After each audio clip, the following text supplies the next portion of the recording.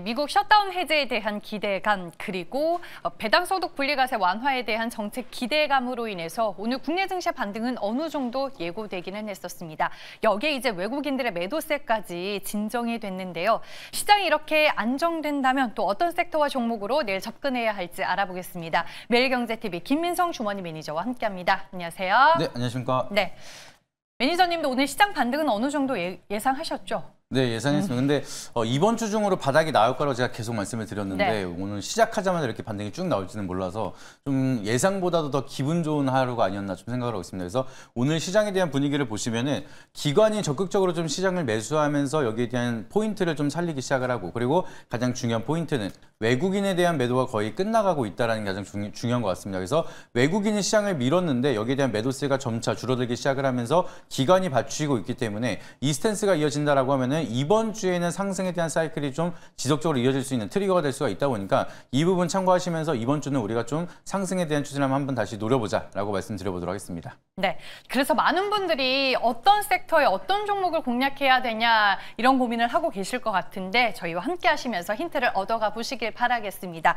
종목 리뷰를 해야 되는데 오늘은 제약바이오 두 종목이에요. 먼저 코오롱 티슈진. 네, 일단은 제가 바이오 계속 보라고 말씀드렸는데 네. 다행히도 계속 바이오 잘 가고 있어서 이 흐름이 한동안 더 이어질 수 있을 거라 좀 보고 있습니다. 그래서 코오롱 티슈진 같은 경우는 차트 한번 보여주시게 되면은 제가 말씀드리고 나서 그 다음날 바로 반등이 나오고, 아쉽게도 시장이 좀 밀리다 보니까 조정받다가 일정 구간을 버텨주니까 다시 한번 오늘 오르는 모습이 만들어지고 있습니다. 그래서 인보사에 대한 좀 넥스트 인보사, TGC에 대한 모멘텀이 굉장히 중요한 회사이기 때문에 내부적으로는 여기에 대한 임상 데이터 3상이 굉장히 잘 나오고 있다고 하고 있습니다. 그래서 이 기대감이 연말까지 좀 이어진다라고 하면은 충분히 상방으로 더 룸이 열릴 수가 있다 보니까 여기서 끝나는 게 아니라 앞전에 있었던 박스권 5만 원대를 돌파한다라고 하면은 충분히 정고점 라인까지도 기대해 볼 수가 있으니까 여전히 홀딩에 대한 의견 말씀드려보도록 하겠습니다. 네, 그리고 인멘티지 랩도 있습니다. 오늘 신고가 나왔더라고요. 맞습니다. 이제 비만 치료제가 굉장히 핫하면서 특히나 올릭스 같은 경우에는 52주 신고가 영역을 갔는데 그중에 좀 덜 올라갔던 종목이 인멘티지 랩이기 때문에 제가 충분히 다시 한번 52주 신고가를 노려볼 수가 있다, 이렇게 말씀을 드렸는데 단기간에 조금 빠르게 급등이 나오고 있는 모습이 나타나고 있습니다. 근데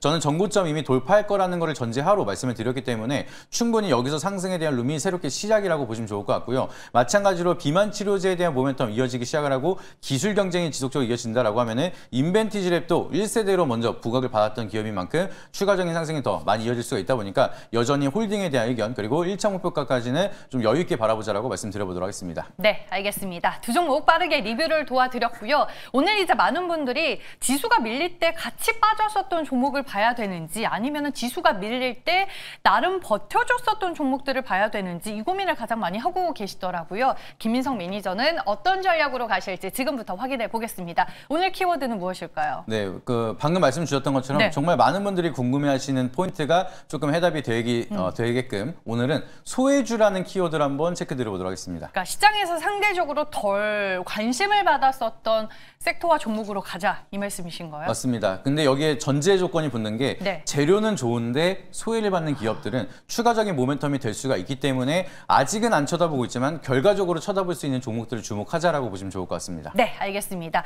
소외주 안에서 첫 번째 테마는 무엇일까요? 네, 제가 몇 번 언급드리긴 했는데 여전히 좀 시장에 대한 많은 부각을 못 받고 있기 때문에 저는 이게 끝난 게 아니라 추가적인 상승을 준비하는 구간이라 보고 있습니다. 그래서 첫 번째로 볼 테마는 스테이블 코인에 대해서 다시 한번 체크드려보도록 하겠습니다. 살아날 듯 살아나지 않는 대표적인 테마가 아닐까 싶은데 어떤 이슈를 봐야 될까요? 네, 최근 이슈를 보시게 되면 다시 한번 정책 드라이브가 준비가 되고 있습니다. 그래서 계속 화두로 얘기가 나오고 있는 게 비은행권으로 갈 것이냐, 은행권으로 갈 것이냐에 대한 얘기가 계속 나오고 있습니다. 그래서 다시 한번 비은행권에 대한 스테이블 코인 발행 가능성이 높아지기 시작을 하면서 200억 기준에 대한 종지적 기준이 되살아난다라고 하면은 다시 한번 이제 빅테크 기업들에 대한 기회가 널리 커질 수가 있다 보니까 관련주들이 좀 상승에 대한 트리거가 될 수가 있다는 점 참고해 보시면 좋을 것 같고요. 그리고 마찬가지로 이제 미국에 대한 셧다운 종료가 기대가 된다. 사실상 이번에 투표가 끝났죠. 그렇기 때문에 비트코인이 다시 한번 이제 10만 달러 이상 다시 한번 회복하는 모습이 만들어지고 있습니다. 그만큼 코인에 대한 시장에 대한 모멘텀이 커지고 있는 만큼 이제 스테이블 코인에 대한 중요도 다시 한번 부각이 된다라고 하면은 정책 드라이브에 맞물리기 시작을 하면서 추가적인 상승에 대한 트리거가 될 수 있으니까 관심 있게 지켜보시면 좋을 것 같습니다. 네, 알겠습니다. 스테이블 코인입니다. 장점으로는 뭘 봐야 되나요? 네, 일단 장점으로 보시면 보시게 되면은 지금 경제 사이클 자체가 봤을 때 경기 회복 사이클이 이어지고 있는 상황입니다. 그래서 이 사이클에 맞물리게 되면서 스테이블 코인에 대한 상용화가 맞물리게 된다라고 하면은 사람들이 소비를 많이 하는 시기에서 더 편리하게 소비를 할 수가 있다 보니까 이 원화 기반 스테이블 코인에 대한 좀 자리가 빠르게 자리를 잡을 수가 있다는 게 가장 커다란 장점이라서 굉장히 중요한 골든 타임이 가장 커다란 장점이라고 보시면 좋을 것 같고요. 그리고 이제 신사업 영역으로 이제 새롭게 확대를 하는 거기 때문에 이 기대감 그리고 이 모멘텀만 부각이 된다 하더라도 기대 상승률을 좀 크게 가져갈 수가 있다는 게 가장 커다란 장점이라고 보시면 좋을 것 같습니다. 네, 저는 이제 근데 뭐 재료나 호재가 붙어도 반짝 상승에 혹시 그치면 어떡하지 이런 고민이 좀 있거든요. 이게 단점일까요? 맞습니다. 아직까지는 이제 실적이 찍히지 않는 산업이기 때문에 높은 변동성이 장점이 될 수가 있지만 지금은 또 리스크가 될 수가 있기 때문에 테마적인 변동성이 좀 크다라고 하면은 여기에 대한 좀 대응이 좀 어려울 수가 있다는 점. 그래서 미리미리 리스크를 관리하셔야 된다는 게 첫 번째 단점이라고 보시면 좋을 것 같고요. 그리고 스테이블 코인 같은 경우에는 정부 정책에 대한 모멘텀이 기다리고 있는데 이에 갑작스럽게 실망적인 정책이 나올 수가 있습니다. 그러면은 우리가 변동성이 더 커지기 시작을 하면서 좀 손실에 대한 리스크가 이어질 수가 있다 보니까 이런 부분도 미리미리 우리가 리스크를 관리해야 된다는 게 현재 구간에선 단점이다라는 점 참고해 보시길 바라도록 하겠습니다. 네, 첫 번째 테마 스테이블 코인에 대해서 저희가 자세히 알아봤습니다. 다음 소외주에 해당되는 두 번째 테마는 무엇일까요? 네, 재료는 좋은데 반짝하고 아직은 조용한 자동차 부품주에 대해서 한번 체크 드려보도록 하겠습니다. 여기도 관세 리스크가 해소됐음에도 불구하고 반짝 상승에 그쳤잖아요. 맞습니다. 어떤 이슈가 최근에는 있을까요? 네, 최근 이슈를 보시게 되면은 자동차 업체들이 좀 신용 등급이 줄 하락을 하고 있습니다. 아무래도 관세에 대한 리스크라든지 생산 여파에 대한 좀 축소라든지 여러 가지 모멘텀이 부각이 되면서 신용 등급이 하락을 했는데 그 중에서 현대차는 도요타랑 같이 신용 등급을 유지했다는 것만 하더라도 한국에 대한 자동차는 굉장히 견고하게 판매가 되고 있다. 이 부분 체크해 보시면 좋을 것 같고요. 그리고 이번에 자동차 관세가 인하가 되면서 현대차랑 기아 같은 경우에는 연간 4조 4천억 가량에 대한 이익을 개선했다는 소식이 맞물리기 시작을 하면서 자동차 업황에 대한 모멘텀 다시 한번 체크할 필요가 있다는 점 보시면 좋을 것 같습니다. 네, 관세 리스크 해소 그 이상의 모멘텀이 지금은 필요한 시점인 것 같거든요. 장점으로는 뭐가 있을까요? 네, 일단은 저 부품주 쪽에 대한 모멘텀을 우리가 본다라고 하면은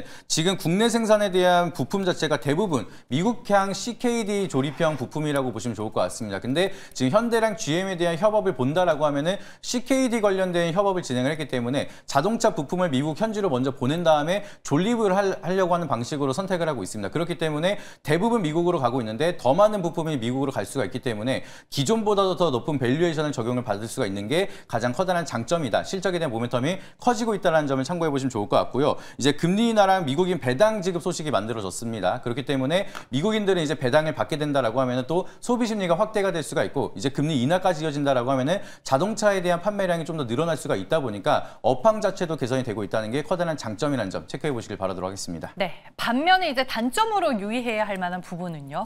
가장 커다란 단점이라고 보시면은 바닥에 있기 때문에 반등이 시도가 될 때 악성 매물이 좀 출회가 될 수가 있다는 점. 그래서 상승에 대한 트리거가 생각보다 좀 강하게 맞물리면서 개별 종목에 대한 모멘텀을 좀 많이 체크해야 된다는 게 지금 구간에서 가장 큰 단점이다 보니까 이 부분 참고해 보시길 바라도록 하겠습니다. 네, 소외주 안에서 두 가지의 테마 저희가 알아봤습니다. 오늘 어떤 테마에 손을 들어주실 건가요?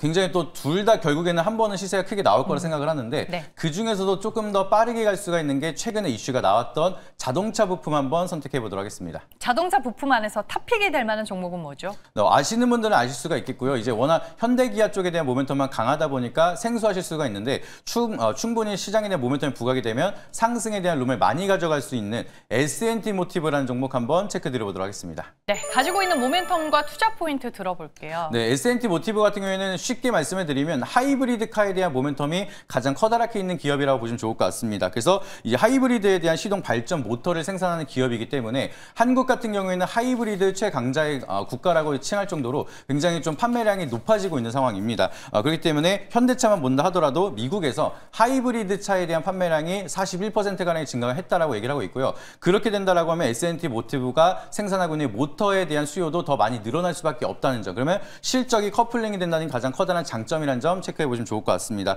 그래서 이제 한국 같은 경우에는 하이브리드에 대한 차량 수요가 증가가 될 수밖에 없는 상황이기 때문에 여기서 가장 커다랗게 대장 역할을 할 수가 있는 거는 S&T 모티브라는 점 참고해 보시길 바라도록 하겠습니다. 네, 차트 보니까 9월 6월 중순 이후로 좀 조정이 길게 이어지고 있네요. 맞습니다. 말 그대로 이제 그동안 계속 소외를 받고 있었던 상황이고 차트를 한번 보여주시게 되면 그동안 오랜 조정을 받았습니다. 근데 오늘 같은 경우에는 바닥을 찍고 나서 추세를 돌리는 구간이 왔기 때문에 이 분위기가 그대로 이어진다라고 하면 저는 제대로 된 상승이 이어지지 않을까 이렇게 말씀을 드려보도록 하겠고요. 넥스트레이드로 접근이 가능한 종목이기 때문에 현재가로 편입 말씀드려보도록 하겠습니다. 그리고 여기서 추가적으로 반등이 나온다라고 하면은 1차 목표가는 박스권 상단인 4만 원까지 제시해드리도록 하겠고요. 손절가 라인에서 추세 이탈하는 29,500원 제시드리도록 하겠습니다. 알겠습니다. 오늘은 네이버 밴드로 가면 어떤 얘기 들을 수 있을까요? 네, 최근 들어 지수는 좋은데 내 계좌가 좀 안 따라간다라 해서 좀 조급해지기 좋은 시장입니다. 근데 이런 구간에서 조급해하지 마시고 제가 미리 말씀을 드리는 넥스트 테마를 계속해서 미리미리 선별해드리고 있는데 그런 식으로 매매를 하면은 우리가 좀 더 편하게 기대 수익률을 높일 수 있는 시장이라고 한 번 더 말씀드리도록 하겠습니다. 그래서 앞으로는 어떤 테마가 우리가 조용할 때 접근을 해야 되는지 여기에 대한 인사이트 자세하게 말씀드리도록 할 테니까 네이버 밴드 김민성 검색하셔서 앞으로의 움직일 수 있는 테마 미리 한번 체크해 보시면서 많은 도움 받아보시길 바라도록 하겠습니다. 네, 지금까지 대결 내일의 테마 매일경제TV 김민성 주머니 매니저와 함께했습니다. 고맙습니다.